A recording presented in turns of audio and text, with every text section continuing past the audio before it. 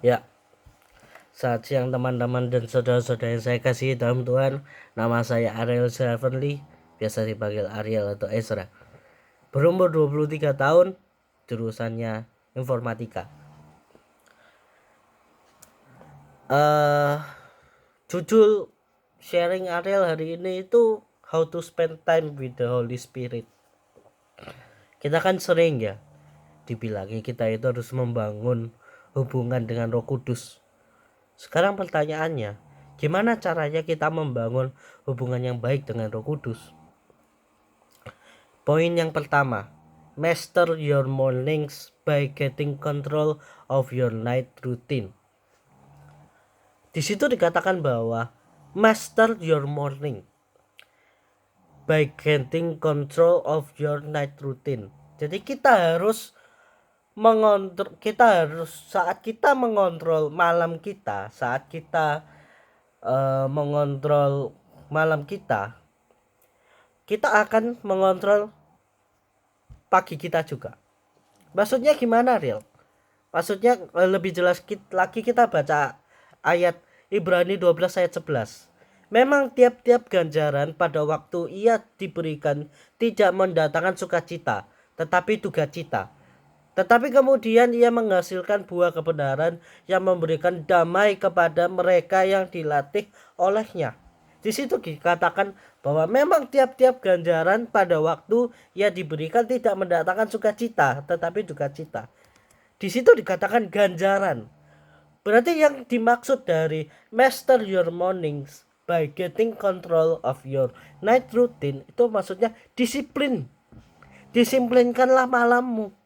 Jagalah disiplin, bukan hanya di saat pagi saja, tetapi lebih lagi kita menjaga disiplin kita pada saat malam.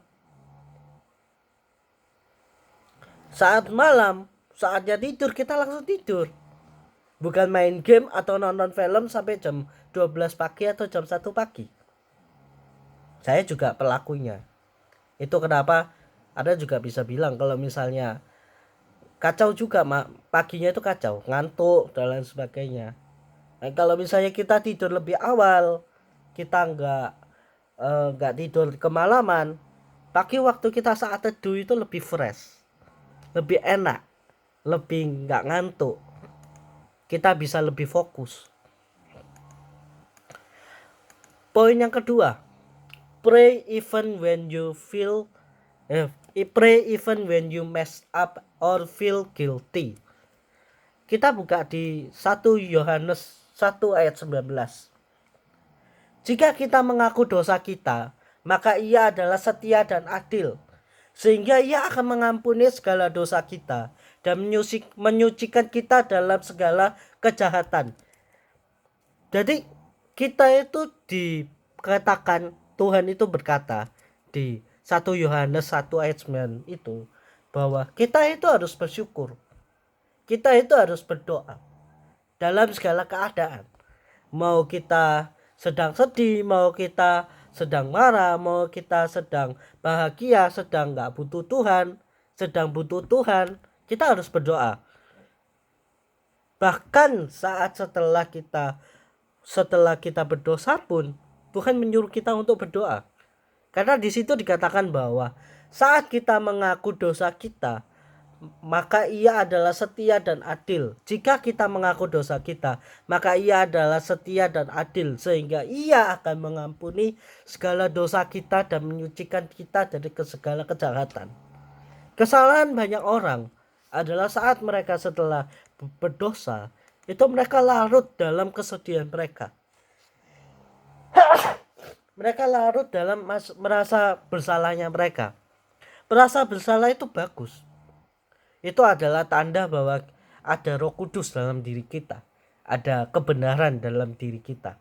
Kebenaran dalam bentuk apa? Ya Roh Kudus itu tadi. Saat kita berdosa dan kita tidak ada merasa bersalah atau apa, hati-hati. Tapi banyak orang itu terlalu berlarut-larut dalam merasa bersalahnya, sehingga dia merasa terlalu kotor untuk berdoa. Padahal dikatakan tadi, ia akan menyucikan kita dari segala kejahatan. Jadi Tuhan itu menerima kita apa adanya gitu loh. Poin ketiga, have faith that God hears you. Punyai iman bahwa Tuhan mendengarkan kita. Kita buka di Yohanes John 11, kita buka bahasa Inggris ya karena bahasa Indonesianya agak-agak kacau. First John chapter 5 verse 14 until 15. And we are confident that he hears us whenever we ask for anything that pleases him. And since we know he hears us when we make our requests, we also know that he will give us what we ask for. Di situ kita akan bahwa we are confident that we are confident that he hears us. Di situ dikatakan bahwa kita itu harus pede, kita itu harus percaya bahwa Tuhan itu mendengarkan kita saat kita whenever we ask for anything that pleases him. Saat kita meminta sesuatu yang menyenangkan hatinya. And since we know he hears us when we make our requests, we also know that he will give us what we ask for. Sorry, agak belibet. Di situ dikatakan bahwa karena kita sudah tahu bahwa Tuhan itu mendengarkan kita saat kita meminta, ya kita akan tahu juga bahwa Tuhan akan mengabulkan apa yang kita minta. Tuhan akan memberikannya gitu loh. Jadi percayalah bahwa Tuhan itu mendengarkan kita. Jangan merasa jangan terlalu peduliin tentang perasaannya kita. Kita membangun hubungan dengan Roh Kudus itu jangan memperhatikan perasaan, karena kehadiran Roh Kudus itu bukan ditandai dengan perasaan. Emang salah satu tanda-tandanya ya ada beberapa orang yang merasakan hadirat Roh Kudus itu dia merasa damai, dia merasa aliran listrik dan lain sebagainya. Tapi itu bukan patokan gitu loh.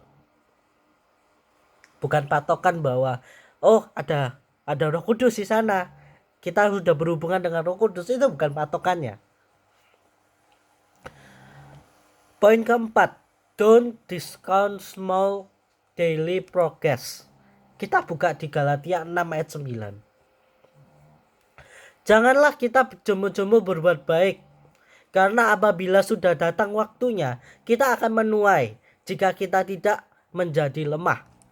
Di situ dikatakan don't discount small daily progress. Seringkali kita waktu membangun hubungan dengan Roh Kudus, terus kita tiba-tiba gagal, kita merasa kita itu gak ada progres sama sekali. Misal dalam 7 hari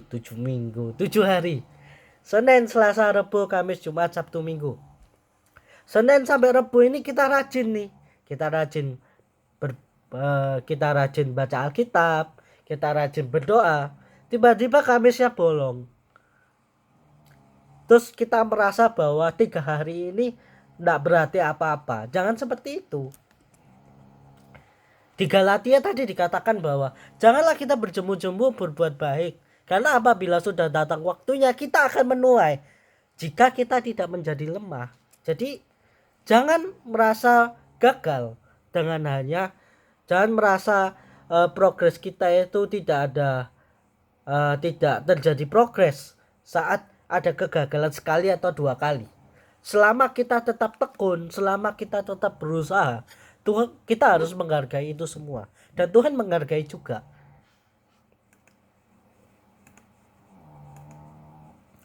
Poin 5. Say no to unnecessary distraction. Kita buka di Amsal 4 ayat 25 sampai ayatnya ke-27. Biarlah matamu memandang terus ke depan, dan tatapan matamu tatap berkemuka. Tempuhlah jalan yang rata, dan hendaklah tetap segala jalanmu. Janganlah menyimpang ke kanan atau ke kiri. Jauhkanlah kakimu dari kejahatan. Gimana caranya kita, poin kelima, kita harus menolak ke distraction.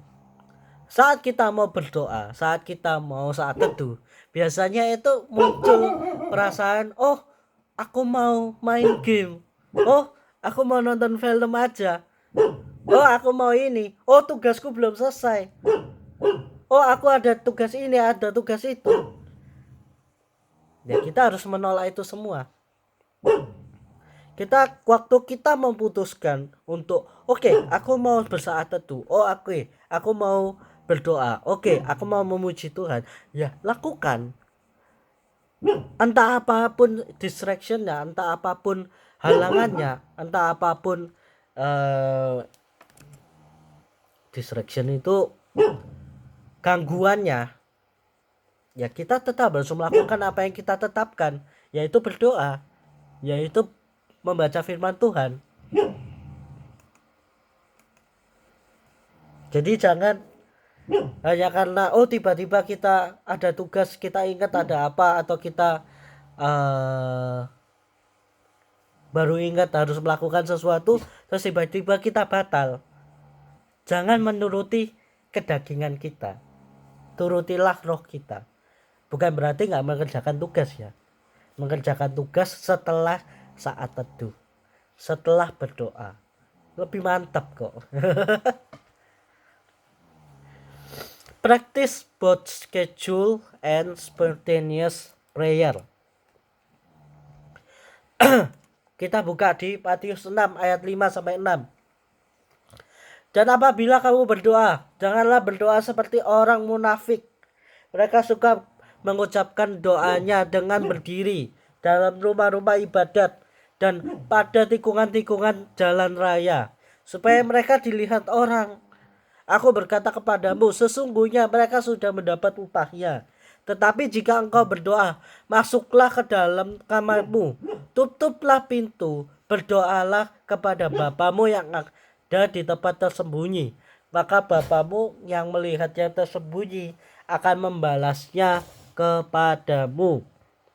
Di situ berkata bahwa janganlah kita seperti orang fasik. Orang fasik itu seperti apa, Riel?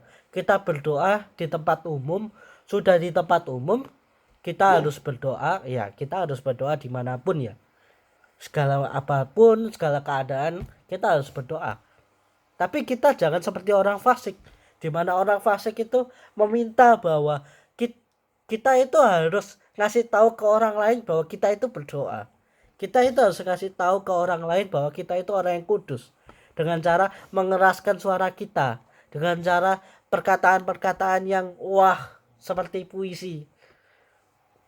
Tidak boleh seperti itu, tidak perlu gitu. Waktu kita berdoa, di situ dikatakan bahwa tutuplah pintu, masuklah ke dalam kamarmu, tutuplah pintu dan berdoalah kepada Bapamu di tempat yang tersembunyi. Bukan berarti di tempat umum kita nggak boleh berdoa ya. Maksudnya tutup pintu, maksudnya adalah masuklah ke kamarmu dan tutuplah pintu. Itu maksudnya kita berdoa dengan pelan. Waktu kita berdoa, kita masuk kamar doa kita, terus tutup pintunya, ditutup. Orang yang di luar itu akan terdengar samar-samar aja doa kita itu seperti apa. Sama halnya waktu kita di tempat publik, kita boleh berdoa, tapi suaranya itu jangan keras. Jangan mengumumkan bahwa kita itu sedang berdoa. Jadi tetap boleh berdoa, tapi suaranya jangan keras-keras. Jangan seperti orang fasik cara berdoanya. Treasure the presence of the Holy Spirit. Kita buka di Mazmur. Mazmur 75 ayat 25-26. Siapa gerangan ada padaku di sorga selain engkau? Selain engkau tidak ada yang kuingini di bumi. Sekalipun dagingku dan hatiku habis lenyap, gunung batuku dan bagianku, tetaplah Allah selama-lamanya. Ya, poin terakhir, saat kita merasakan hadirat Tuhan, kita harus bersyukur.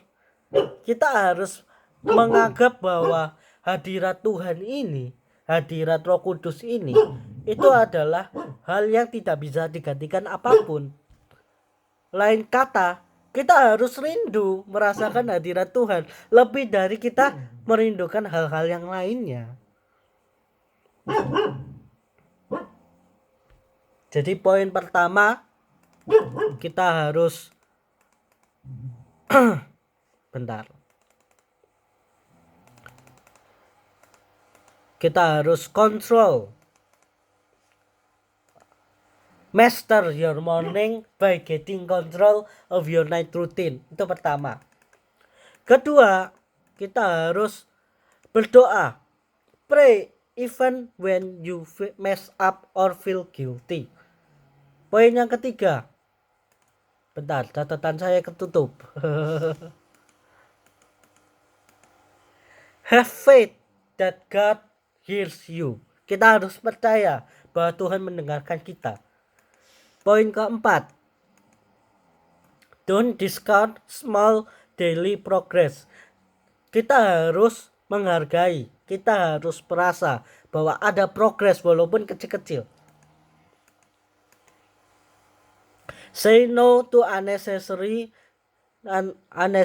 distraction. Saat kita berdoa, saat kita meluangkan waktu untuk bersekutu, jangan menuruti daging kita. Jangan terdistraksi oleh apapun. Practice both scheduled and spontaneous prayer. Kita harus berdoa di setiap waktu. Mau itu saat kita di rumah, mau itu saat kita di jalan, mau itu kita saat di sekolah, kita harus selalu berdoa.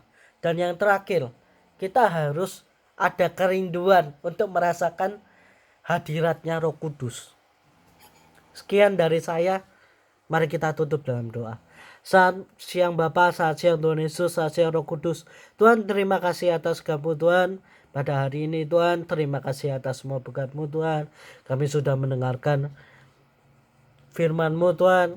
Biarlah segala apapun yang kami pelajari Tuhan, kami dengarkan tadi, dapat kami lakukan dalam kehidupan kami sehari-hari Tuhan. Tolong bantu kami Tuhan, pimpin kami Tuhan. Tuhan, tolong berkati segala apapun yang kami lakukan setelah ini Tuhan, akan dapat berhasil semuanya Tuhan. Biarlah segala apapun yang kami lakukan dapat memuliakan nama-Mu Tuhan. Di dalam nama Tuhan Yesus kami berdoa. Amin. Thank you semua. God bless you. Bye-bye.